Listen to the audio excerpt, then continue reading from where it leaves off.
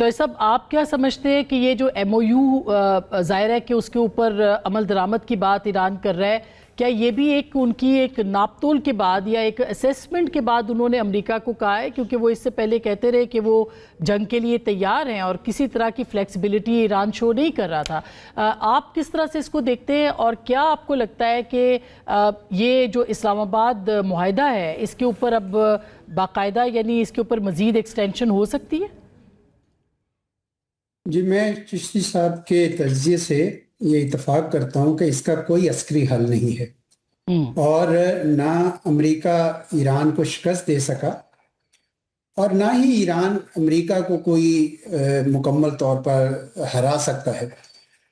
तो दोनों के लिए अगर फेस सेविंग है जिसकी ये बात कर रहे हैं तो वो तो इस्लामाबाद एमओयू ही है और मेरा ख्याल में इसके अलावा उनके पास कोई ऑप्शन नहीं है सिवाय इसके कि वो दोबारा से इस्लामाबाद एमओयू पे आए, उसके जो जो चीज़ें प्रोविजंस हैं उनके ऊपर इम्प्लीमेंटेशन कर सकते हैं वो इम्प्लीमेंट करें।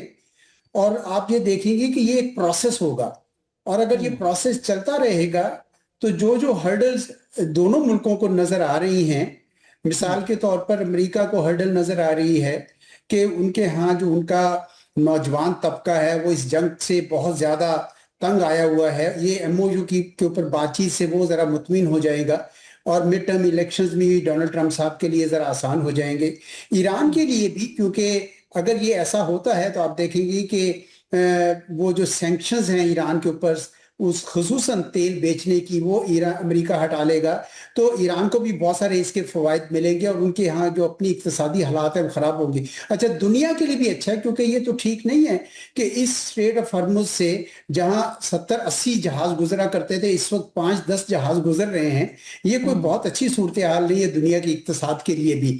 तो मैं समझता हूँ कि सारी पार्टीज के लिए विन विन यही है कि इस्लामाबाद एमओयू की तरफ लौटा जाए और यही ये फेस सेविंग है जिसका इन दोनों के लिए मेरे ख्याल में इन दोनों को आना चाहिए इसकी तरफ। तो साहब, इसके ऊपर हम सुन रहे थे कि पाकिस्तान अभी भी कोशिशें कर रहा है और उसमें मोहसिन नकवी साहब का हालिया दौरा और उसके बाद फिर जो डेवलपमेंट सामने आई हैं, क्या आपको लगता है कि अभी भी कोशिशें जारी हैं? और बीच में आपने खबर पढ़ी होगी कि जो तुलसी गेबार्ड के या कुर्दिस्तान के जो सदर को अमेरिका चाह रहा था कि पासदारान के साथ उनका एक कनेक्शन खुले और उनके साथ उनका इनडायरेक्ट रब्ता भी हुआ जिसके का एतराफ़ प्रेसिडेंट ट्रंप ने किया है। तो क्या पाकिस्तान को अंडरमाइन करने के लिए ये कोशिशें भी की जा रही हैं या आप समझते हैं कि नहीं, आज ईरान ने कह भी दिया कि पाकिस्तान ही जो है वो सालसी होगा, तो कितनी अहमियत होगी, पाकिस्तान की कामयाबी मिलेगी कि नहीं? अब बिल्कुल मिलेगी, जिस तरीके से पहले मिली थी। पाकिस्तान बड़े सच्चाई के साथ, इखलास के साथ इस एग्रीमेंट को चाहता है क्योंकि उसकी अपनी इक्तिसाद भी जो है बहुत बुरी तरह से मुतासर हुई है इस सारे कॉन्फ्लिक्ट से। तो मुझे तो लगता है कि पाकिस्तान की कोशिशें बिल्कुल नहीं थमेंगी और पाकिस्तान को एक क्रेडिबिलिटी हासिल है। आपने देखे कि अभी ये जो जिस पे अभी आप बाद में बात करेंगे कि ये ट्राइलेटरल एग्रीमेंट को भी दोनों मुल्कों ने उसको सताइश दी है, तो उस वजह से मुझे लगता है कि पाकिस्तान को कोशिश करते रहना चाहिए। ये बहुत अहम है, दुनिया के लिए अहम है, हमारे खित्ते के लिए अहम है। और मेरा ये ख्याल है कि अमेरिका की तरफ से और इसराइल की तरफ से जो पहले कोशिशें जारी रही कि ईरान के लिए कोई ना कोई और रास्ते निकाले जाए, चाहे कुर्दिस्तान का निकाला जाए या उनके अंदर कोई शोरश पैदा की जाए या साबका शाह जो थे उनके फर्जंद को ले आया, ये सारी कोशिशें वो अपनी तरफ से कर चुके हैं, मजीद भी कर ले, ये कामयाब नहीं होंगी। वो तो उनको पता चल गया कि ईरान के अंदर जो उनका निज़ाम है वो खासा मजबूत है, वो शायद इतनी इस किस्म की कोशिशों से नहीं जाएगा। अच्छा, इसराइल ने भी कोशिशें कर ली कि इस कॉन्फ्लिक्ट को एक्सपेंड किया जाए। अगर आपको याद हो तो उन्होंने अरामको पे भी मिसाइल फेंके, उन्होंने अजरबैजान में भी फेंके, तुर्की ईस्टर्न तुर्किस्तान में भी फेंके, वो भी सब कामयाब नहीं हुआ। एक ही हल है इस सारे कॉन्फ्लिक्ट का, वो है इस्लामाबाद एमओयू के ऊपर दोबारा सारी पार्टियां लौटें और मेरा ख्याल में पाकिस्तान को बिल्कुल ये कोशिश नहीं तर्क करनी चाहिए। चिश्ती साहब, मक्का मुआहिदा के हवाले से बताइएगा। आज प्रेसिडेंट उर्दगान ने एक बहुत तवील इंटरव्यू दिया है, बड़ी तफसील से इसके ऊपर बात की है, नेटो के हवाले से बात की है, प्रेसिडेंट ट्रंप ने इसको खुशाइंद करार दिया है। आप क्या समझते हैं जो तनकीद हो रही है प्रेसिडेंट ट्रंप के ऊपर के खलीजी ममालिक वो उनसे मुतमईन नहीं है, ये मक्का मुआहिदा उसके अंदर कैसे फिट इन होता है? देखिए आसमा साहिबा, ये मक्का मुआहिदा तो एक नेचुरल कन्वर्जेंस है। इसमें कोई अनयूजुअल बात इसलिए नहीं है कि पहली बात तो ये तीनों मुल्क अपनी अपनी स्ट्रेंथ लेकर आ रहे हैं मुआहदे के अंदर। नेटो से लोग कंपेयर करते हैं तो मैं थोड़ा सा डिसएग्री करता हूँ कि जब नेटो आया था यहाँ इस एरिया में, खासतौर पर यूरोप में, तो नेटो उस वक्त आया था जब वर्ल्ड वॉर खत्म हुई थी। अमेरिका बहुत स्ट्रांग था, ज्योग्राफिकली दूर था, मिलिट्री और इंडस्ट्री इंटैक्ट थी और इकोनॉमी बहुत अच्छी थी अमेरिका की उस वक्त। बाकी तमाम मुल्क या डिफीटेड थे या जंग से निढाल थे। एक वैक्यूम क्रिएट हुआ था, एक सेंस ऑफ इनसिक्योरिटी था इन मुल्कों को। तो अमेरिका एक अम्ब्रेला लेकर आया कि मैं हूं, मेरी ताकत भी है, मेरी मिलिट्री है, मेरी इकोनॉमी भी है। तो वहां एक एलिमेंट ऑफ ऑब्लिगेशन नजर आता था आपको। अभी यहाँ पे थोड़ा सा डिफरेंट है। एक तो ये तीन मुल्क कन्वर्जेंस लेकर आए हैं।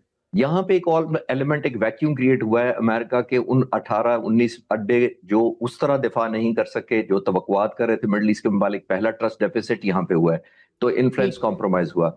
फिर एक और जगह ट्रस्ट डेफिसिट हुआ था 2019 में। मैं आपके व्यूअर्स को रिफ्रेश करता चलूं, जब ईरान ने सऊदी अरब पर एक हमला किया था तो अमेरिका ने ना रिस्पॉन्ड किया था, ना रिटेलिएट किया था, ना डिफेंड किया था 2019 में। 2025 में कतर पर हमला हुआ था, चाहे वो सिंबॉलिक था, लेकिन अमेरिका ने डिफेंड भी नहीं किया था, हालांकि उनका सबसे बड़ा बेस था वहां पे। ये बड़ा इंपॉर्टेंट है। फिर हम अगर ग्लोबली रिलेट कर पाए, इसी मुआहदे को मैं इनडायरेक्टली लिंक करूं, तो यूक्रेन का जो मामला है उस पर देखिए, अमेरिका ने बहुत ज्यादा सपोर्ट नहीं किया यूक्रेन को, खासतौर पर जब से ये जंग शुरू हुई है। यूक्रेन को F-16 दिए गए हैं बहुत डिमांड के प्रेशर के बाद, इस कॉन्फ्लिक्ट के, जब से वो रूस से लड़ रहा है तकरीबन 2.5 साल बाद। और हैरानकुन बात यह है कि जो 39 F-16 दिए गए, एक भी अमेरिकन F-16 नहीं है जहां का ये जहाज बना हुआ है। अमेरिका ने दूसरे मुल्कों से लेकर कहा, उनको कहा कंट्रीब्यूट करें, एक फ्लीट बना दें यूक्रेन को। उसके बाद आ जाते हैं फास्ट फॉरवर्ड, चंद दिन पहले कीव पे, जो कैपिटल है यूक्रेन का, बहुत बड़ा रूस ने हमला किया था मिसाइल, एक भी मिसाइल इंटरसेप्ट नहीं हो सका था। मैं उसको स्टडी कर रहा था, जिसका मतलब यह है कि उनके पास पैट्रियट और दूसरे मिसाइल ही नहीं है। ये ट्रस्ट डेफिसिट अरब लोग देख रहे हैं कि अमेरिका ने उस मुल्क को भी छोड़ दिया जिसको रूस के आगे आपने डाला और जाहिर है कहा कि लड़ो। फिर कोरिया के वेपन्स उठा लिए गए, उनके ये डिले कर दिए गए। तो ये बहुत लॉन्ग हिस्ट्री हो जाएगी। लेकिन ये मैं कहना ये चाह रहा हूं कि मैं ख्वाहिशमंद भी होऊंगा और दुआगो भी होऊंगा कि लॉन्ग टर्म में ईरान को भी आना चाहिए। अभी शायद हम ना तवक्को करें, लेकिन ईरान का मैं डे वन से कह रहा हूं कि लॉजिकली तो ईरान की बात को सपोर्ट करता है ये एग्रीमेंट, कि ईरान ने पहली ख्वाहिश कहा था कि यहां से एक्स्ट्रा रीजनल फोर्सेज और खासतौर पर अमेरिका निकल जाए। तो ये निकालने का तरीका, जो वैक्यूम क्रिएट होगा, वो कौन क्रिएट करे, वो कौन फिलअप करेगा? वो तो इस्लामी मुल्क खुद कर रहे हैं, कोई बाहर का तो नहीं कर रहा। तो बिल्कुल सही बात। चॉइस साहब, आपको क्या लगता है कि ये ठीक, चॉइस साहब आपको भी लगता है कि ये जो मक्का मुआहदा है, इसको प्रेसिडेंट ट्रंप ने कबूल इसलिए किया है कि ये वो चाहते हैं कि रीजनल सिक्योरिटी हो, या इसकी वजूहात कुछ और भी हो सकती है? नहीं, बिल्कुल। वो देखिए, उनका जो बुनियादी कॉन्सेप्ट चल रहा था बड़ी देर से कि ये दूर बांध की जितनी जंगें हैं इनसे हटना चाहिए, तो इसराइल के वर्गलाने पर ये आ गए इसके अंदर। तो मुझे लगता है कि वो पॉलिसी चलती रहेगी। बल्कि किसी ने मुझसे पूछा कि ये क्या डोनाल्ड ट्रंप के जाने के बाद ये जो पॉलिसी है ये कंटिन्यू करेगी, कि ये जो यहाँ से विथड्रॉ कर रहे हैं या रिट्रीट करना चाहते हैं? मेरा ख्याल है चलती रहेगी। जो बाइडेन साहब और डोनाल्ड ट्रंप की जब कैंपेन चल रही थी तो दोनों ये कह रहे थे कि हम इन किस्म की दूर बांध की जंगों से निकलना चाहते। तो मुझे तो लगता है कि डोनाल्ड ट्रंप साहब जो हैं उन्होंने बिल्कुल सही कदम उठाया है कि ये बर्डन शेयरिंग हुई है। रीजनल कंट्रीज आए, बर्डन शेयर करें। जिस तरीके से ट्रांस अटलांटिक अलायंस के बारे में उन्होंने कहा था कि यूरोपियन अपनी सिक्योरिटी को खुद संभालें, ईस्ट एशिया में भी उनको कह रहे कि जापान को कि आप अपनी सिक्योरिटी को खुद संभालें। तो इसलिए मुझे कोई शक नहीं है कि अमेरिका इस मामले में कोई मसाइल नहीं। दूसरा ये कि ये जो मुआहदा है इसके दो स्तून हैं, वो बड़े अहम हैं। एक कलेक्टिव सिक्योरिटी का है, जिसका मतलब ये है कि ये आप सिर्फ किसी और के खिलाफ नहीं है, बल्कि आप ये कह रहे हैं कि आप इसमें अगर कल को कोई और भी शामिल होना चाहता है तो वो हो जाए। और बिल्कुल मैं सही ये कहा चिश्ती साहब ने कि ईरान को होना चाहिए। बल्कि मैंने भी कल जो डॉन में अपना आर्टिकल लिखा उसके अंदर मैंने ये लिखा है कि ईरान को यकीनन इसमें वक्त के साथ, जब अमेरिका यहाँ से विथड्रॉ कर जाएगा, उसमें अभी वैसे वक्त लगेगा। दूसरा इसका स्तून जो है वो कलेक्टिव डिटरेंस का है, जिसका मतलब है कि कोई भी एग्रेशन अगर करता है तो फिर उसके खिलाफ ये तीनों मुल्क जो है मुत्तहिद होंगे। अब इसमें एक रिस्क है। रिस्क ये है कि ये हो सकता है कि किस्म का एक और मुआहिदा इंडिया, इसराइल और यूएई करना चाहे। ये हो सकता है, मुमकिन है। लेकिन मुझे लगता है कि शायद वो ये ना करें। इसकी वजह ये कि इसकी जो बुनियाद है वो कलेक्टिव सिक्योरिटी के ऊपर है। इसलिए मुझे नहीं लगता कि वो की हमाकत करेंगे। खुसूसन इस यूनाइटेड अरब एमिरेट्स को ऐसा नहीं करना चाहिए। तो मुझे तो हर लिहाज से ये बिन आ रही है। जी बहुत शुक्रिया sir, thank you so much Chishti साहब, बहुत शुक्रिया चौधरी साहब। आपका भी एक से ब्रेक लेंगे, ब्रेक के बाद जनाब हैदर अब्बास रिजवी साहब हमारे साथ होंगे, मिफ्ता इस्माइल साहब हमारे साथ होंगे और कमर ज़मान कायरा साहब होंगे। ब्रेक के बाद वापस आते हैं, नए सूबों के हवाले से बात होगी, हमारे साथ रहिएगा।